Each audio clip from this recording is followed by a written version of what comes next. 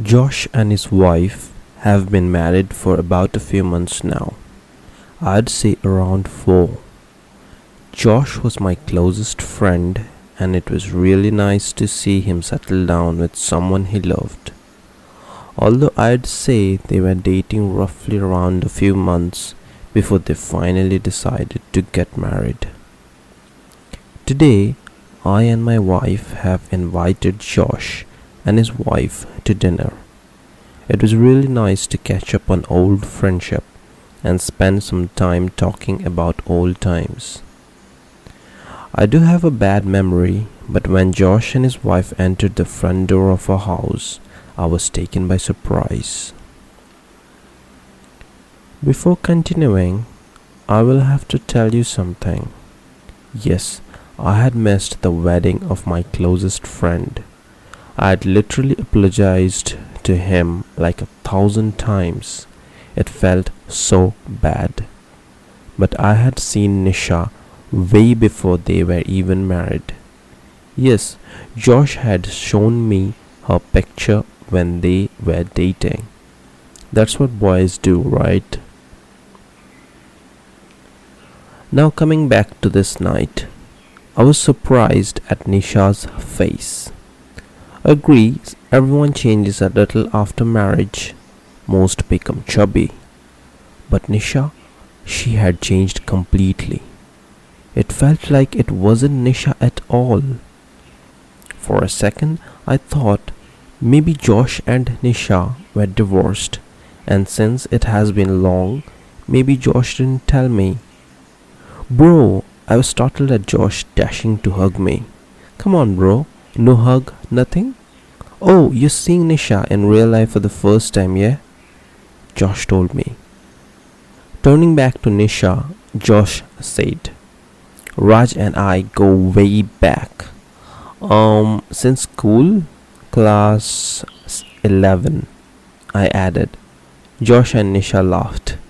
Josh continued, Yes, Nisha, I even showed him very first pic of yours to Raj.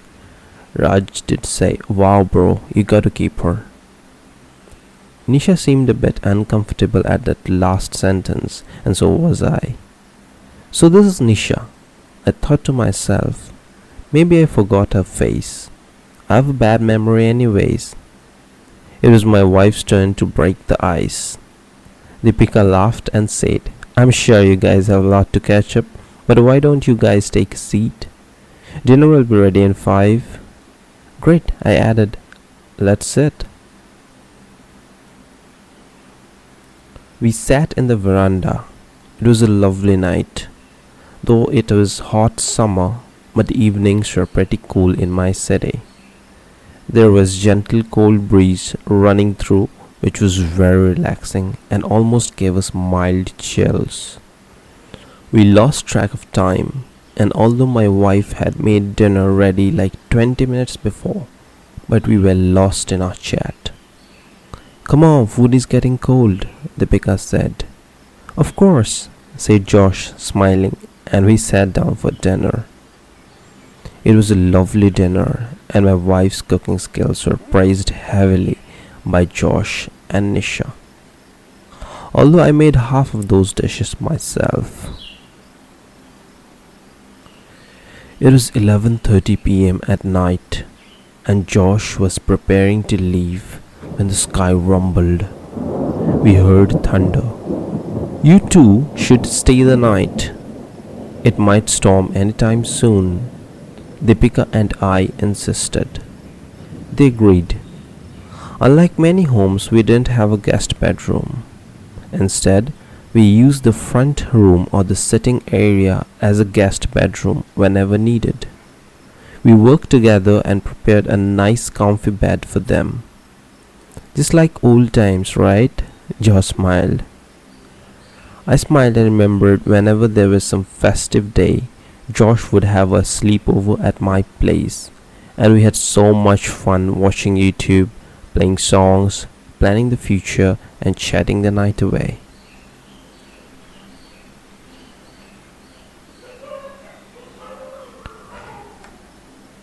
Your wife seems to be very tired, I said, smiling unpacking and shuffling the cards for another round. Josh looked around to see his wife fast asleep in the front room, which was visible from the inner room we were in. Yeah, she had a hard day at work. So is your wife. But she worked a lot preparing those dishes, said Josh. My wife was fast asleep as well, in the bed right next to the table me and Josh sat in. Come on, bro, the major dishes were made by me. But seems like still we are the only night owls in here, I said, laughing. We didn't want to waste this night sleeping, so we decided to catch up on old things and play some cards, just like the old days. Help! We heard screaming. We rushed to the front room where Nisha was sleeping, and we stood frozen for a second at the sight. Two hands were gripping Nisha's feet. Although the person was outside, but he put the hands through the door grill and held Nisha's feet tightly. Me and Josh rushed towards rescue. I tried to loosen the grip of the two strange hands while Josh tried to pull Nisha away. But none of our efforts seemed to work. It felt as if the grip was made of cement and the grip didn't loosen a bit. Deepika watched in horror from a distance.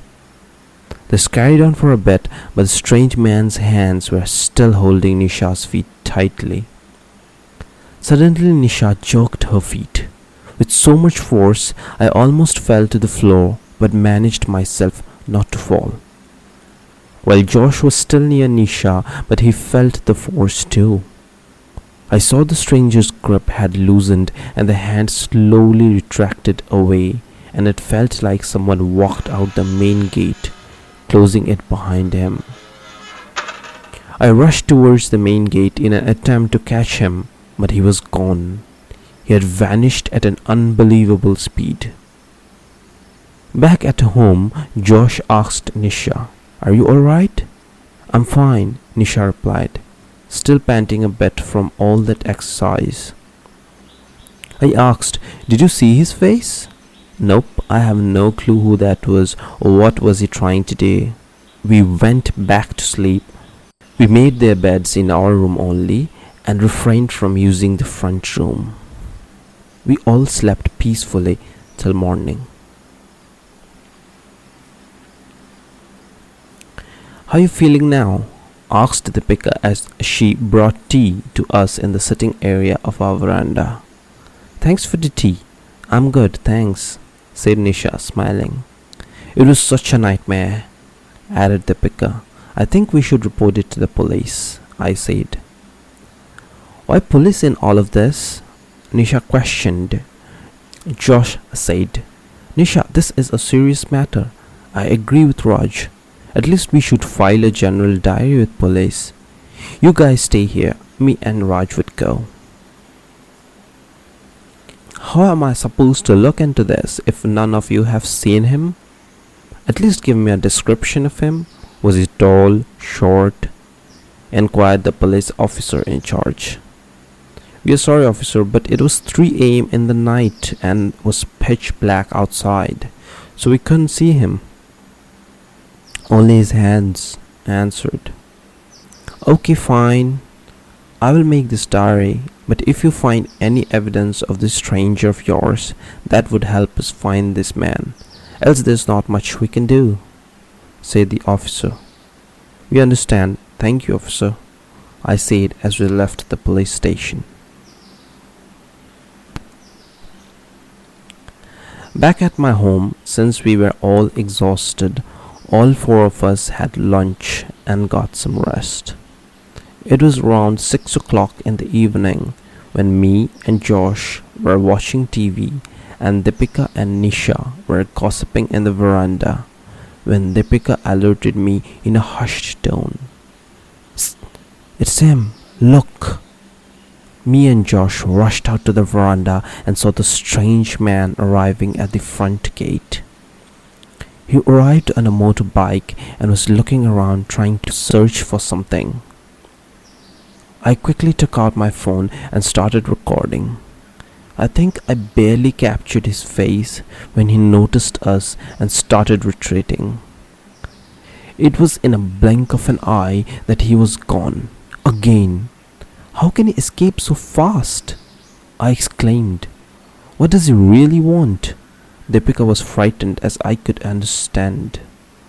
I saw Nisha fainted in Josh's arm, although she regained consciousness within some time.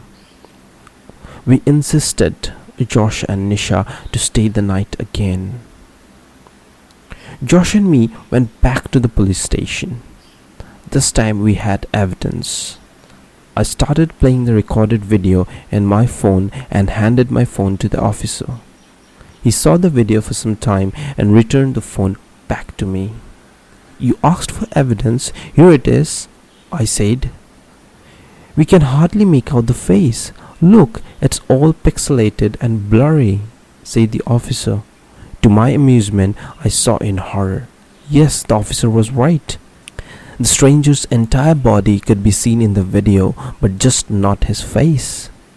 It was pixelated, as if someone had deliberately censored his face out. We returned from the police station in total despair. Given up on catching the stranger, back at home I gave my buddy Josh a goodbye hug as they prepared to leave, and asked them to stay safe and to let us know in case anything happens. Josh laughed and said, "Same to you, buddy." Deepika suggested we take a photo before they left. Anisha was leaving the frame and suggested that she would take the photo when Deepika pulled her in. Don't worry, Raj's camera has auto timer for selfie mode. Nisha hesitated, but the camera clicked by itself by that time. It was a week after all of this happened. Raj, that camera needs to be fixed, Deepika said. Why? What's the problem? I asked. Look, everything is fine in this photo, but look at Nisha's face. It's pixelated. I looked at the camera screen in horror.